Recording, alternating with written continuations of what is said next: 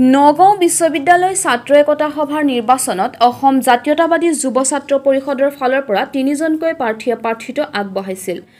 উক্ত নিৰ্বাচনত 3গৰাকী প্ৰাৰ্থীয়ে বিপুল ভোটত জয়লাভ কৰিবলৈ সক্ষম হয়। উল্লেখ্য যে এই 3গৰাকী প্ৰাৰ্থীয়ে জয়লাভ কৰি অসম জাতীয়তাবাদী যুৱ ছাত্ৰ পৰিষদ নগাঁও জিলা সমিতিৰ কাৰ্যালয়ত উপস্থিত হৈ সংবাদ মাধ্যমত তেওঁলোকৰ নিজৰ দায়িত্ব পালন কৰিব বুলি প্ৰকাশ কৰে আৰু লগতে অসম জাতীয়তাবাদী যুৱ ছাত্ৰ পৰিষদ সংগঠনৰ সকলো বিষয়ববীয়াক ধন্যবাদ জ্ঞাপন কৰে। মোৰ নাম হিয়াস্থা শৰ্মা। আজি নগাঁও বিশ্ববিদ্যালয়ৰ যি নিৰ্বাচন আছিল কোনটো পদত উঠিছিল? মই সমাজ সেৱা অৰ্থাৎ সোশ্যাল সাৰ্ভিস পদত। কিমানটা ভোট পাবলৈ উঠিছিল? মই 500+ ভোট পাই জয়যুক্ত লাভ কৰিছো। প্ৰথম খেলিছিলা? হয় হয় হয় ক'বা কেনে কৰিছে?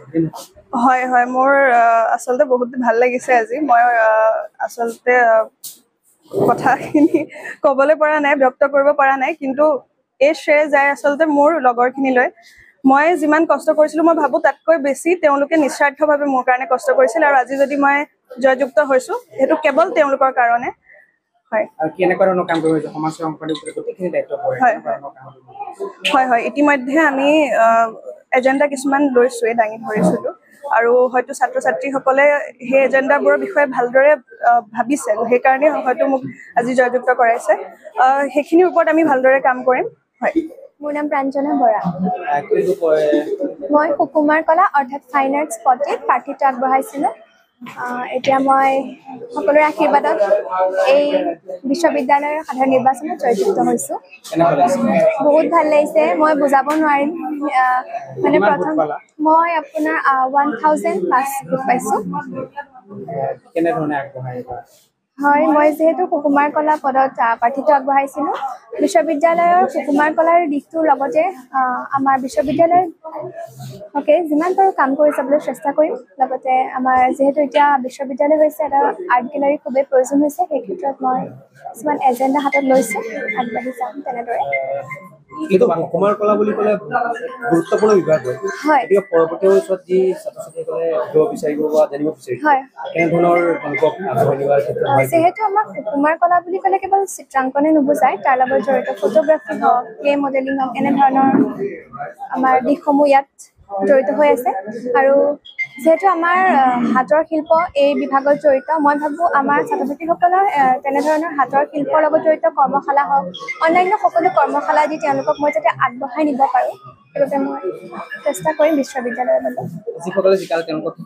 তেওঁলোকলৈ বহুত ধন্যবাদ মোৰ বন্ধু বান্ধৱীসকল। তেওঁলোক নথকা হয় আজি চাগে মই এইখিনি আগবাঢ়িব নোৱাৰিলোহেঁতেন। গতিকে পোনপ্ৰথমে মই মোৰ যোনসকল বন্ধু বান্ধৱে মোৰ লগত চেষ্টা চলাই আছিল মোক জয়যুক্ত কৰিবলৈ, তেওঁলোকক মই ধন্যবাদ জ্ঞাপন কৰিছোঁ। নমস্কাৰ, মোৰ নাম হৈছে মৌচুমী দাস, ছাত্ৰী জিৰণি কোঠা অৰ্থাৎ গাৰ্লছ কমন ৰুম ছেক্ৰেটেৰী। ক'বলৈ মানে ভাষাৰেতো কেতিয়াও কৈ শেষ কৰিব নোৱাৰোঁ। বহুতেই ভাল লাগিছে, খুবেই ভাল লাগিছে। প্ৰথম অভিজ্ঞতা, বহুতো অভিজ্ঞতাত শিকিলোঁ, ভাল লাগিছে প্ৰথম অভিজ্ঞতা হিচাপে। 800+ বুলি গম পাইছোঁ ইতিমধ্যে।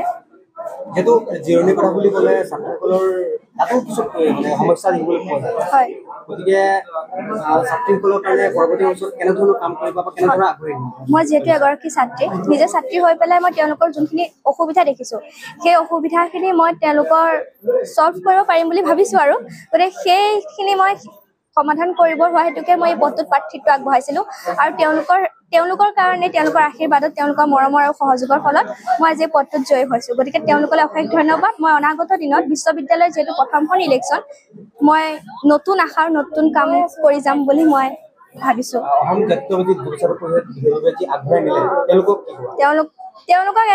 তেওঁলোক আচলতে আমাৰ পৰিয়ালৰ নিচিনা, বহুত সহায় সহযোগিতা বহুত পালোঁ, বহুত ভাল লাগিল। যিহেতু আগতে এই বিষয়ে ইমান অভিজ্ঞতা নাছিলে, কিন্তু প্ৰথম অভিজ্ঞতা হিচাপে তেওঁলোকৰ খুবেই সহায় সহযোগিতা আৰু আমাৰ যে পৰিয়ালৰ নিচিনা সদায় প্ৰতিটো ক্ষেত্ৰত প্ৰতিটো সময়ত আমাৰ লগত যে আছে আৰু বহুত মৰম দিছে, সদায় লগত থাকে, তাৰ কাৰণে অশেষ ধন্যবাদ।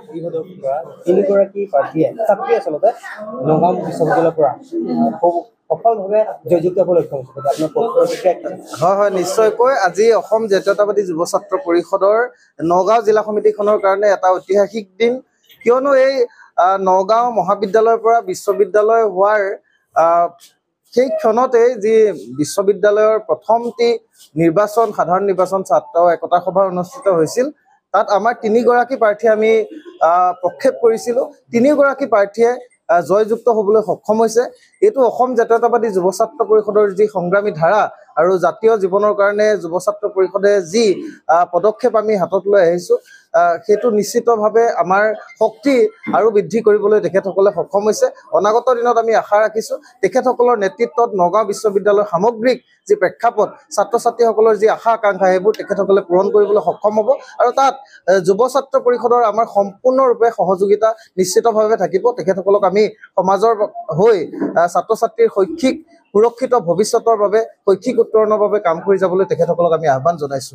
আৰু যুৱ ছাত্ৰ পৰিষদে অনাগত দিনতো আমাৰ নগাঁৱৰ যিসমূহ অন্যান্য মহাবিদ্যালয় আছে বিদ্যালয় আছে সমূহ ক্ষেত্ৰত আমি প্ৰাৰ্থিত্ব আগবঢ়াম আৰু সকলো ছাত্ৰ ছাত্ৰীয়ে একগোট হৈ জাতীয়তাবাদী যুৱ ছাত্ৰ পৰিষদৰ যি জাতি সংগ্ৰামী ধাৰা জাতীয়তাবাদী যুৱ ছাত্ৰ পৰিষদে যি অসম আৰু অসমীয়াৰ হৈ যি কাম কৰি আহিছে তেখেতসকল আমাৰ প্ৰতি আকৰ্ষিত হৈছে আকৃষ্ট হৈছে গতিকে সকলো ছাত্ৰ ছাত্ৰীক আমি অভিবাদন জনাইছো আৰু তেখেতসকলক আমাৰ মঞ্চলৈ সদায় স্বাগতম জনাইছো পৰৱৰ্তী সময়তে ছাত্ৰীসকলে যুৱ ছাত্ৰ পৰিষদ নিশ্চয় নেতৃত্ব দিব বুলি ভাবে নিশ্চিতভাৱে যুৱ ছাত্ৰ পৰিষদ 1978 চনতে জন্মগ্ৰহণ কৰা এটা সংগঠন সময়ে সময়ে সকলোৱে আজি 45 বছৰ অতিক্ৰম কৰা এটা সংগঠন বিভিন্ন সময়ত সকলোৱে নেতৃত্ব দি আহিছে ইয়াত কাৰো নেতৃত্ব স্থায়ী নহয় এই আজিৰ ছাত্ৰ সমাজ তেখেতসকলে জ্ঞানৰ সাধনা কৰে গতিকে এই বিশ্ববিদ্যালয় বা মহাবিদ্যালয় সমূহতে আচলতে জ্ঞানৰ চিন্তা চৰ্চা বা বৌদ্ধিক বিশ্লেষণ এই মহাবিদ্যালয় বিশ্ববিদ্যালয়তে হয় এই ছাত্ৰ ছাত্ৰীসকল যেতিয়া যুৱ ছাত্ৰ পৰিষদৰ মজিয়ালৈ আহিব যুৱ ছাত্ৰ